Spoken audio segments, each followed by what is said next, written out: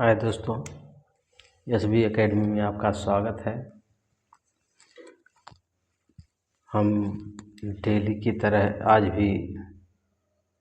आज हम लोग उत्तर प्रदेश लोक सेवा आयोग के UPPCH 2026 यानी कि मॉडल पेपर का हम कुछ अध्ययन करेंगे और इस अध्ययन में हम लोगों का MCQ रहेगा, यानी कि कुल 100 प्रश्न हैं और अधिकतम 200 अंक हैं। समय सीमा 2 घंटे की, यानी कि परीक्षा जैसा माहौल के लिए हम पेपर बनाए हुए हैं। इस पेपर में आप लोग जुड़िए, अधिक से अधिक लोग जुड़िए और समझिए कि कैसे UPPCS का या UPSC यानी कि IAS का पेपर आता है। तो प्यारे साथियों, समय न गंवाते हुए हम लोग चलते हैं, कुछ प्रश्नों को आज देखते हैं। ये इतिहास के कुछ प्रश्न हैं। तो दिया हुआ है, हड़प्पा सभ्यता के किस स्थल से नर्तकी की कांस्य मूर्तियाँ प्राप्त हुई थी? तो ये आपका हो जाएगा हड़प्पा, मोहनजोदड़ो, लोथल, कालीबंगा। तो आपका आंसर हो जाएगा B, यानी कि मोहनजोदड़ो सिंधु घाटी सभ्यता से प्रसिद्ध नर्तकी की कांस्य मूर्ति प्राप्त हुई थी। यह मूर्ति कांस्य धातु से बनी है और इस सभ्यता की उन्नत धातु कला का प्रमाण है। यानी कि हड़प्पा सभ्यता के किस स्थल से कांस्य नर्तकी मूर्ति मिली है? तो आपका मोहनजोदड़ो से। ये समझ में आ गया। नेक्स्ट,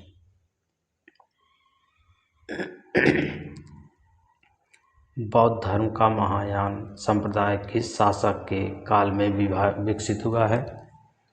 तो A Ashok, B Kanishka, C Samudragupta, D Harshvardhan. तो आपका आंसर हो जाएगा B, यानी कि कनिष्क से। कनिष्क कुषाण वंश का प्रमुख शासक था। उसके काल में लगभग 78 ईस्वी बौद्ध धर्म की चौथी महासंगीति हुई, जिसमें महायान संप्रदाय का विकास हुआ। कनिष्क बौद्ध धर्म का महान संरक्षक था। कनिष्क कौन था? बौद्ध धर्म का महान संरक्षक था। यह कब हुआ? 78 ईस्वी में हुआ। ये 78 ईस्वी में हुआ। ये बौद्ध धर्म का महायान संप्रदाय किस शासक के द्वारा के काल में विकसित हुआ? तो आपके कनिष्क शासक के काल में विकसित हुआ। कब हुआ? 78 ईस्वी में हुआ। और बौद्ध धर्म का एक कनिष्क महान संरक्षक था। नेक्स्ट, मेन पॉइंट हम लोग वर्णन करेंगे आज कुछ। प्रथम बौद्ध संगीति का आयोजन कहाँ हुआ? A Vaishali, B Pataliputra, C Rajgriha, D Kashmir. तो आपका आंसर हो जाएगा यानी कि पाटलिपुत्र। सॉरी, ये तो जो है रॉन्ग स्टेटमेंट है। अगला देखते हैं हम लोग।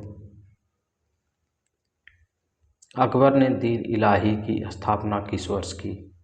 तो 1578 ईस्वी में, 1578 ईस्वी में, सॉरी ये 1575 ईस्वी में, 1578 ईस्वी में, 1582 ईस्वी में, 1590 ईस्वी में। तो आपका आंसर हो जाएगा 1582 ईस्वी में। अकबर ने 1582 ईस्वी में दीन इलाही ईश्वरीय धर्म की स्थापना की। यह एक साम्यवादी धर्म था, जिसमें हिंदू, इस्लाम, पारसी, जैन, ईसाई धर्मों के तत्व शामिल थे। बीरबल इसे स्वीकार करने वाले एकमात्र हिंदू थे। यानी कि अकबर ने दीन इलाही की स्थापना किस वर्ष की? तो आपका हो जाएगा 1582 ईस्वी में। आपका आंसर सी सही है। दीन इलाही ईश्वरी धर्म की स्थापना की। यह एक साम्यवादी धर्म था जिसमें हिंदू, इस्लाम, पारसी, जैन, ईसाई धर्म के तत्व शामिल थे, लेकिन बीरबल इसे स्वीकार करने वाले एकमात्र हिंदू थे। इसे कोई नहीं स्वीकार किया था, लेकिन ये बीरबल स्वीकार किया था। नेक्स्ट, ये सभी लोग किए थे और ये खाली एक हिंदू था जो ये भी एकमात्र हिंदू थे जो स्वीकार किए थे। 1857 के विद्रोह के समय भारत का गवर्नर जनरल कौन था? 1857 के विद्रोह के समय भारत का गवर्नर जनरल कौन था? तो लॉर्ड डलहौजी, लॉर्ड कैनिंग, डॉल एल्गिन, लॉर्ड लॉरेंस। तो आपका आंसर हो जाएगा लॉर्ड कैनिंग। 1857 के विद्रोह के समय भारत का गवर्नर जनरल कौन था? तो आपका ये लॉर्ड कैनिंग। 1857 के विद्रोह प्रथम स्वतंत्रता संग्राम के समय भारत का गवर्नर जनरल लॉर्ड कैनिंग था। विद्रोह के दमन के बाद 1858 ईस्वी में ईस्ट इंडिया कंपनी का शासन समाप्त हुआ और कैनिंग भारत का प्रथम वायसराय बना। नेक्स्ट, गांधी जी ने असहयोग आंदोलन कब शुरू किया? तो ए 1919 में, बी 1920 में, सी 1921 में, डी 1922 में। तो गांधी जी ने असहयोग आंदोलन कब शुरू किया था? तो 1920 में। असहयोग आंदोलन बहुत बार परीक्षा में, यूपीपीसीएस में तो बहुत अनेकों बार परीक्षा में पूछा है और पीसीएस में पूछा है और आरओ में भी पूछा है, तो इसको ज़रूर आप लोग याद कर लीजिएगा। महात्मा गांधी ने असहयोग आंदोलन 1 अगस्त 1920 को शुरू किया। यह आंदोलन जलियांवाला बाग हत्याकांड 1919 में और खिलाफत आंदोलन की भूमिका में शुरू हुआ। चौरी चौरा कांड 1922 के बाद गांधी जी ने इसे वापस लिया, यानी कि 1920 में जलियांवाला असहयोग आंदोलन 1 अगस्त 1920 में हुआ असहयोग आंदोलन, और जलियांवाला बाग हत्याकांड 1919 में हुआ।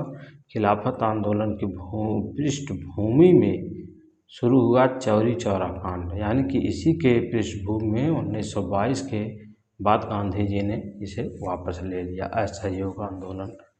तो नेक्स्ट, संगम साहित्य मुख्यतः किस भाषा में है? संस्कृत भाषा में है कि प्राकृत भाषा में है, तमिल भाषा में है कि तेलुगु भाषा में है? तो संगम साहित्य मुख्यतः तमिल भाषा में है। संगम साहित्य मुख्यतः तमिल भाषा में है। संगम साहित्य प्राचीन तमिल भाषा में है। यह साहित्य लगभग 300 ईस्वी पूर्व से 300 ईस्वी के ईसा पूर्व से 300 ईस्वी के बीच का है। इसमें 3 संगमों विद्वान सभाओं में रची गई कविताएं संकलित हैं। तोल्काप्पियम इसका प्रमुख व्याकरण ग्रंथ है। तोल्काप्पियम इसका मुख्यतः प्रमुख व्याकरण ग्रंथ है। तो संगम साहित्य मुख्यतः किस भाषा में है?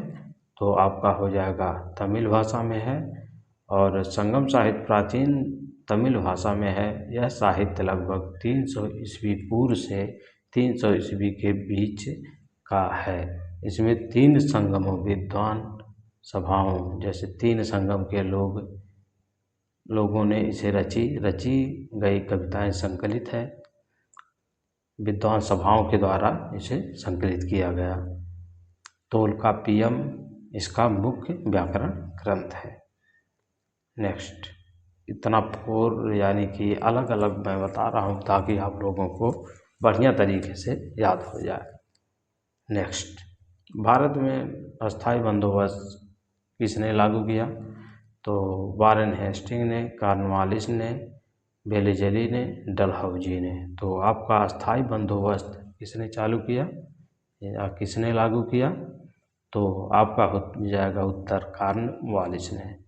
अस्थाई बंदोबस्त परमानेंट सेटलमेंट 1793 ईस्वी में लॉर्ड कॉर्नवालिस ने बंगाल, बिहार और उड़ीसा में लागू किया। इसके तहत जमींदारों को भूमि का अस्थाई मालिक माना गया, बशर्ते वे नियम लगान सरकार को देते रहे।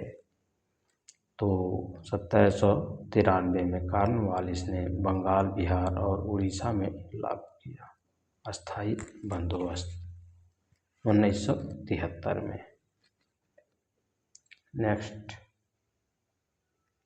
अस्थाई बंदोबस्त कब लागू हुआ? तो 1973 में बंगाल, बिहार और उड़ीसा में।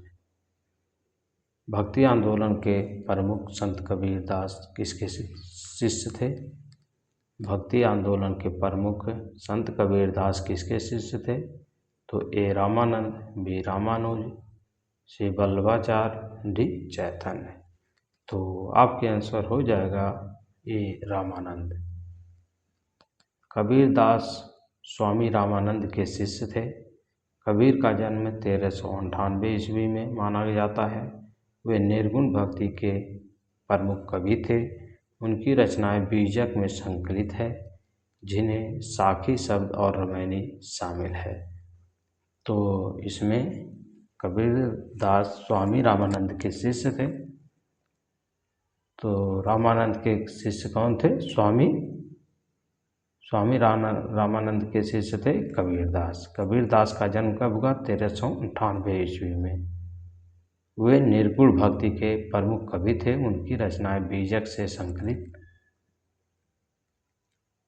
संकलित है, जिसमें साखी शब्द रामायणी भाषा शामिल है। नेक्स्ट,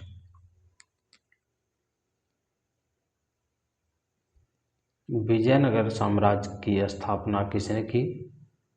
हरिहर और बुक्का ने, देवराव प्रथम ने, कृष्णदेवराय, सदाशिवराय। तो आपका आंसर हो जाएगा हरिहर और बुक्का ने। हरिहर और बुक्का यानी कि आपका आंसर ये सही है। विजयनगर साम्राज्य की स्थापना 1336 ईस्वी में हरिहर प्रथम और बुक्का प्रथम ने की थी। ये दोनों भाई थे और हरिहर प्रथम और बुक्का प्रथम ने की थी। ये दोनों भाई थे और संगम वंश के संस्थापक थे। कृष्णदेवराय 1509 से 1529 ईस्वी तक इस साम्राज्य के सबसे महान शासक थे। सबसे महान शासक भी थे 1509 से 1529 तक। कौन थे? तो हरिहर प्रथम और बुक्का प्रथम। विजयनगर साम्राज्य की स्थापना किसने की? तो हरिहर और बुक्का ने। इसका टोटल इतिहास आपको मालूम हो गया कि यानी कि विजयनगर साम्राज्य की स्थापना 1336 में हुई। कौन किया? तो हरिहर और बुक्का ने किया। हरिहर और बुक्का क्या थे? तो वे संगम वंश के संस्थापक थे। कृष्णदेवराय 1509 से 1529 इस साम्राज्य के सबसे महान शासक थे। यानी कि इसी समुदाय में कृष्णदेवराय थे। 1509 से 1529 तक इससे सबसे बड़े महान शासक थे। तो आज का क्लास बस इतना ही। फिर मिलते हैं नेक्स्ट डे। तब तक के लिए धन्यवाद। आप बताइएगा क्या कमी रह गई है, आपका कोई डाउट हो तो उसको भी बताइए। मैं डाउट सेशन ले करके आप लोगों को डाउट का जो होगा समस्या उसको हम सॉल्व करेंगे। तो मिलते हैं ब्रेक के बाद यानी कि नेक्स्ट डे। तब तक के लिए धन्यवाद।